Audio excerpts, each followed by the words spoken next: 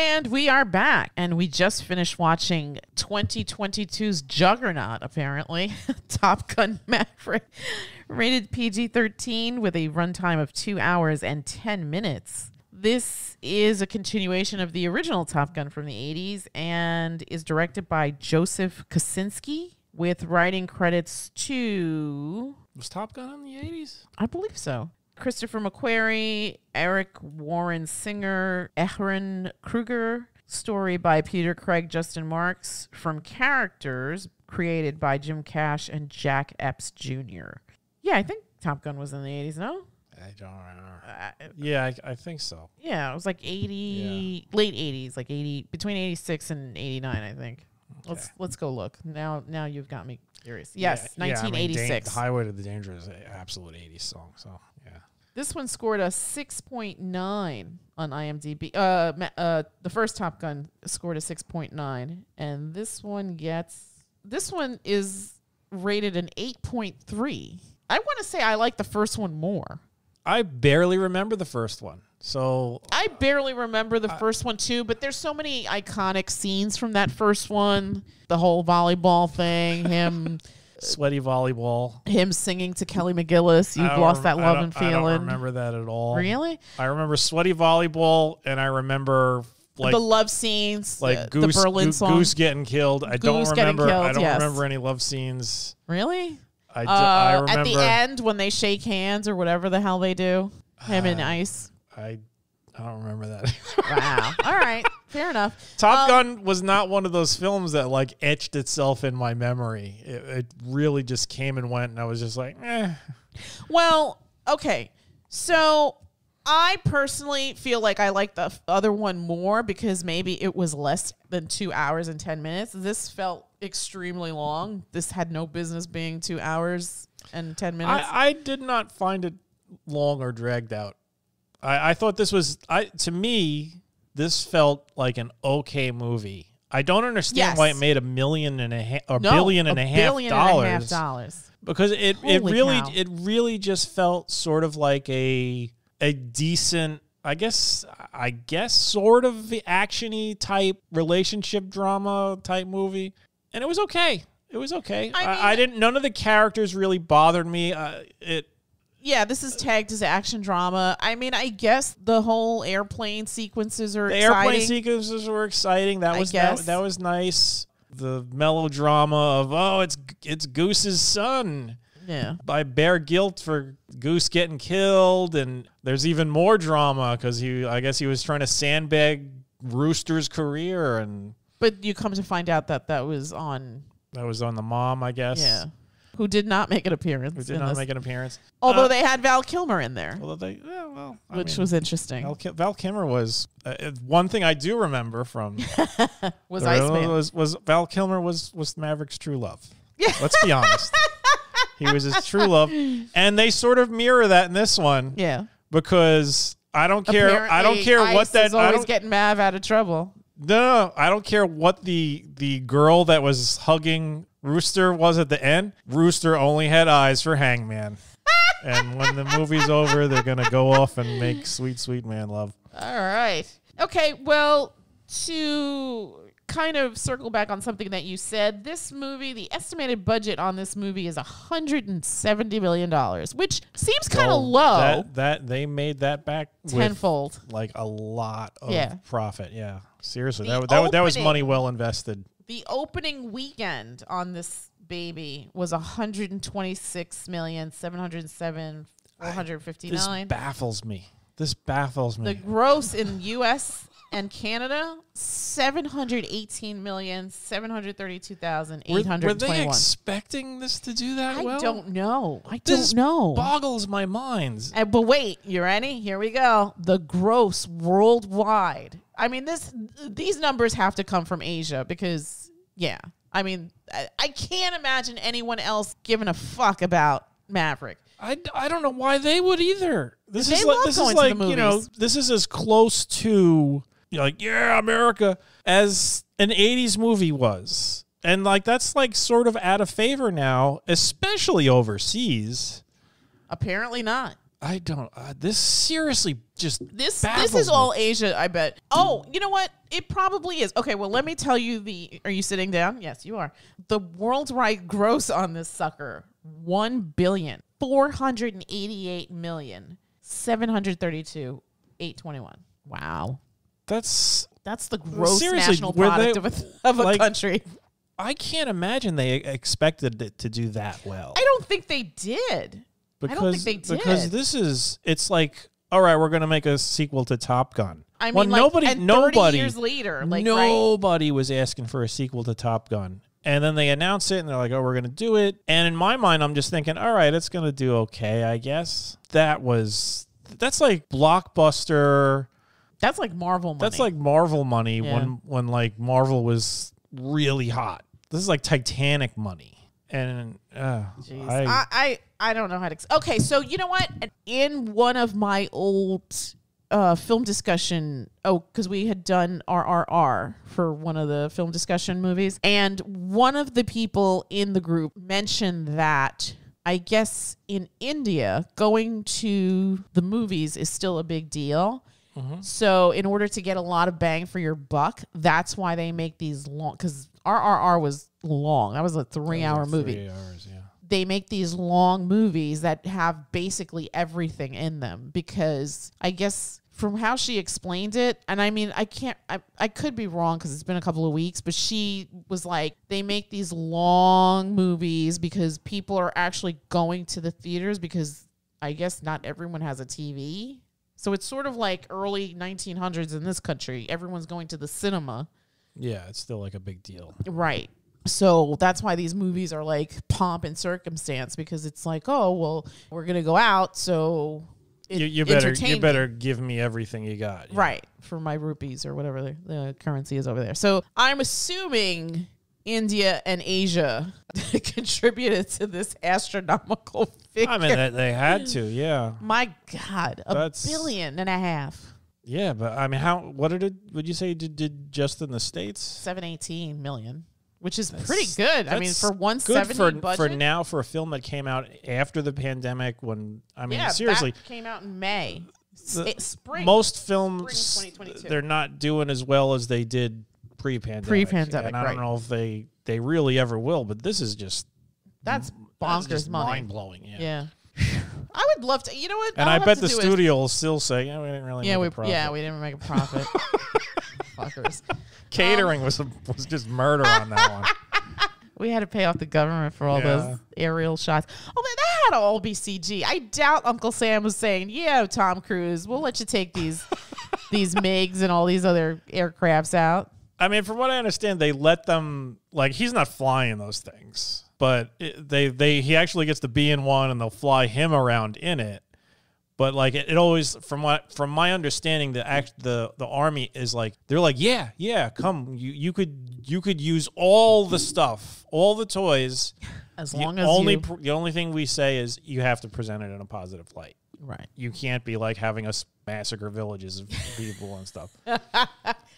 I love how the enemy in this is just a nameless, faceless nation. Yeah. No flags, nothing. Colors of identification. You don't even see the guys. You don't even see the pilots' faces. They're basically like the TIE fighter pilots in Star Wars, just completely black masks. So they're like Cobra. I guess we should. Do you want to give a brief synopsis? Because I'm still just dizzy from the dollar amount. Yeah, I mean, the story is basically Maverick is being pulled back in. He's still a captain. He doesn't want to ever be promoted because that means I don't get to fly a plane anymore. So now he's like doing like experimental, I guess, aircraft tests. Yeah. And then he gets pulled away to teach the next, or actually these kids already were Top Gun pilots, but none of them know how to dogfight because that's just not done anymore. And apparently this like super secret ultimate mission, it's going to be a possibility they're going to have to learn how to do some sort of crazy stuff. And the only man that could teach them is Maverick. Maverick, so cool. He never wears a helmet. Oh, God. But well, he does in the plane, not on the motorcycle. He does in the plane, but not any motorcycle driving. It's just like, I'm too cool for that. They didn't bring back Meg Ryan. They didn't bring back Rick Rossovich, which was ICE's number 2 guy. Did he have a cool code name? I don't remember he had to have had a cool code name. I'm trying to remember. You know what? I got my IMDb. What does it say? Let's see. The love interest is now Jennifer Connelly. Yes, because I guess they couldn't get Kelly McGillis. No, I think that she was basically just like, nah, look at me. She's like, I look like how a 60-year-old should look like. I don't know what Tom Cruise is doing. He's Slider. That was Rick Rossovich's. Slider. He's named after a White Castle hamburger. My God. I'm surprised he didn't come back. I'm sure he would have come back for a paycheck. What do they need to bring him back? That's the thing. It's like there's all Adrian Pastor was in oh yeah, he was. I vaguely remember him. Yeah, I'm sure there's a lot of people in there. The only other person I remember is the bald guy who was just like angry all the time. He was the captain or the admiral or something. Michael Ironside. He was in Top Gun. Tom Skerritt. Anthony Edwards, Kelly McGillis, Val Kilmer. Wasn't like the bald Tim Robbins, Merlin. Oh, I just say that's right. Wasn't that bald guy who was like the principal in Back to the Future? Wasn't he in that movie too? I don't know.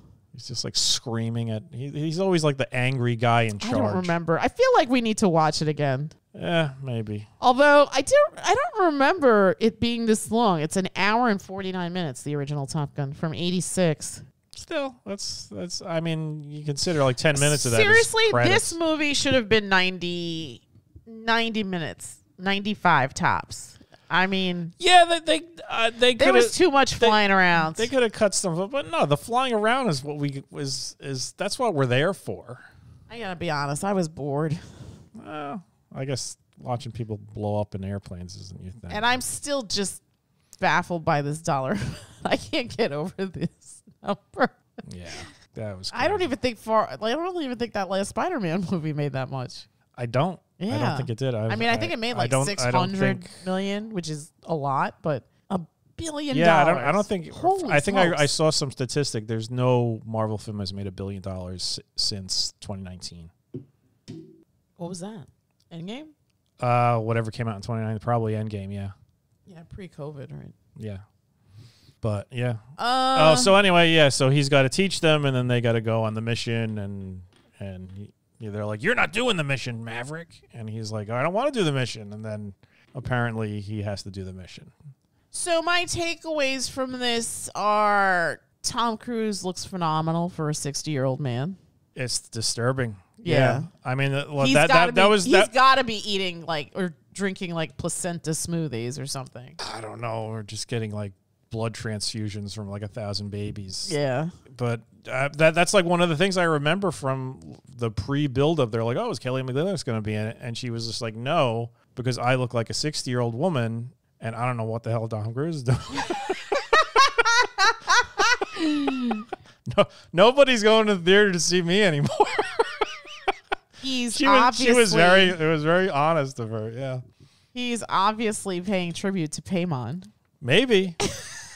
Maybe. Hey, you never know. What is it, Xenu? What is Xenu? Oh yeah. Well, let's not get into that. Let's not open that whole can of worms. The lovely Jennifer. I almost said Jennifer Aniston. Yeah.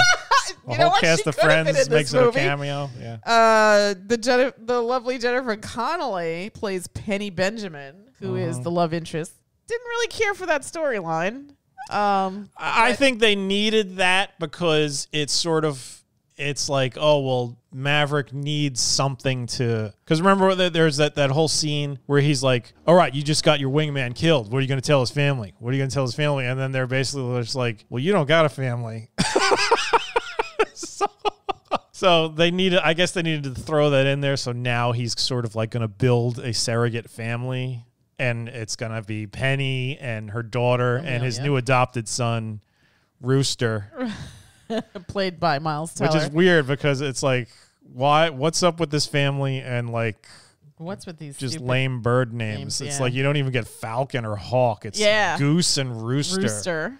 Not even in the same. The grandson going to be like Duck or Tit.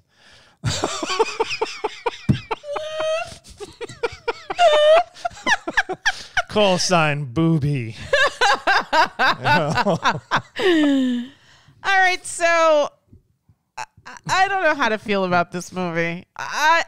I'm just flabbergasted by the $1 billion that this made. I found it really long. Let me ask you something. If it didn't make it, if it just made like a successful sum of money, let's say $500 million, let's 500 million. Okay, would your view be a bit different? Because no. I feel like you're just like, I feel like I watched a film that made $1 billion and I feel like I've got shortchanged. You know what? I don't even think that. Okay, so that craziness aside, I really just didn't understand why. Well, why they couldn't just fly drones in there and blow. Yeah, basically. Yeah. You know what? All of that makes 100% sense. The fact that, well, I'm guessing this must take place on an alternate Earth where America actually doesn't spend more money than the next 10 nations combined, and we don't have the most advanced technology. And we still have to send still send manned planes. Apparently not even the best planes, because this other nation, whoever they are, they kept saying they've got 5th-gen fighter jets. Whatever that means. 5th gen. You know? Whatever that means. It's like, what the hell does that even mean? Yeah. 5th gen. And apparently they're better than anything we got now. Okay, so Or like the fact that this base, this thing that we were trying to blow up, it wasn't like it was really well hidden. It was pretty much in a really big open sort of like valley surrounded by mountains. We point like a laser at anything and it's like and mark it as a target, and then an aircraft carrier like 10 miles away fires a missile, and that's it. It's gone. So my problem with this film was that it just didn't. I mean, listen, I saw the first Top Gun. I enjoyed it. I don't think that this is a story I would have wanted to revisit, first off. Secondly, I found this exceedingly long. I wasn't totally impressed with the flying sequences. I'm sure they were exciting to somebody, but you can miss me with all that. I found most of the characters just bleh. I mean, I wasn't really rooting for anybody. I couldn't care less. I mean, I predicted that people were going to die and no one did. So I don't know. I just didn't find this interesting in the slightest to me. Yeah, they did introduce like this whole crew of young Top Guns. Yeah. And most of them it was just like, oh, well, they all have funny names and not much else going for them. There's the tough girl. There's the sort of like aw shucks guy. Mm-hmm. There's the cocky boy. Right. What's his name? And there's Rooster, who really is just, I'm mad about you. You got my dad. No, you pulled my papers. You pulled my papers, and you're sort of responsible for my dad's death, and whatever. But I'm still sort of like kind of happy-go-lucky, but I'm also Miles Teller, so there's only so far that face could go. I also feel like the whole thing with Penny, just not necessary. That was just, it's just like he just shows up and she's just like, ooh, Maverick. Yeah. We're not going to get involved this time. And then it's just like, half an hour later. Clenches his jaw a couple of times in typical Tom Cruise fashion. And it's just, Maverick, you melt my butter. Literally. Yeah, I just couldn't get into this film. Fortunately, there wasn't any like 80s style graphic sex scene, like intense blue lights. But still, I didn't find this interesting at all. Did you? I mean, I wasn't bored. To me, this was just, it felt like a decent movie. It was a decent like popcorn type movie.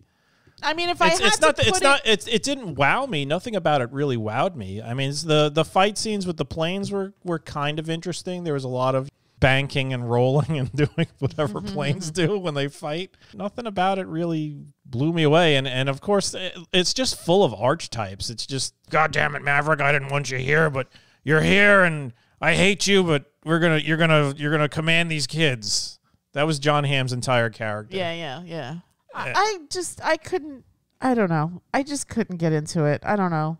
I mean, if I'm thinking about the movies that we've seen this year, I liked Black Adam more. I guess I would like this more than Smile. I like The Night Is Short, Walk On Girl more. I definitely like Don't Feel at Home in This World We're not here anymore. to compare this to other movies. Just review this one. I don't want to go through a list of everything we saw and say, oh, well, it's better than Maverick. Maverick was okay. It was okay. Was it? I don't even know. Was it bad? It wasn't for me. I wasn't the target audience for this film for right. sure. Then I guess that's it. What's your number? I think I'm gonna give this a 4. Yeah, I'll give it a 6. I mean, were the aerial sequences really that interesting to you? Yeah, they were exciting. Really? Yeah. I couldn't give a crap. And that's weird because it's like you have a 2-hour plus movie and it's like I couldn't even care about the main character. You know what I was thinking about when I was watching that film? That we're going to watch Edge of Tomorrow, which is a great film, which he's in. Mm-hmm. And how much I enjoy that. All right. That was one of the things I was thinking about. The other thing I was thinking about was, you know what else is good? Those goddamn Mission Impossible movies. They keep getting better and better. After 3 onward. 3 onward. Yes. Okay. The first 2 were fair enough. But yeah, like those movies, those are good. No, you're no argument here. I love the Mission Impossible movies from 3 onward. I loved Edge of Tomorrow. I'm not going to argue with you. I mean, this didn't do it for you. I thought it was okay. It's not like I'm like, God damn it, Top Gun Maverick was the awesomest movie ever. It wasn't. It really wasn't. It was just okay. It was just okay. It was really. Is 6 just okay? I thought, wouldn't just okay be 5? No, that's average. This was a little bit better than average. All right. It's okay. It's not quite good. It's okay. Good would be 7. Is that okay? Yeah. And what's 8?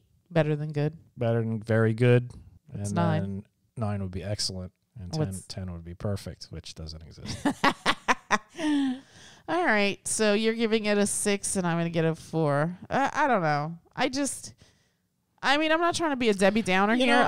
I don't think you didn't love the first one. It was okay. No, it was just okay. It was okay. I mean, it was, but I found the first one more compelling and fun than this one. I apparently must be the opposite because I don't remember anything about the first one. Yeah, I seem to remember more about it than you do. I saw it once. I don't remember where I saw it. I don't think I saw it in a theater. I saw it in the theater.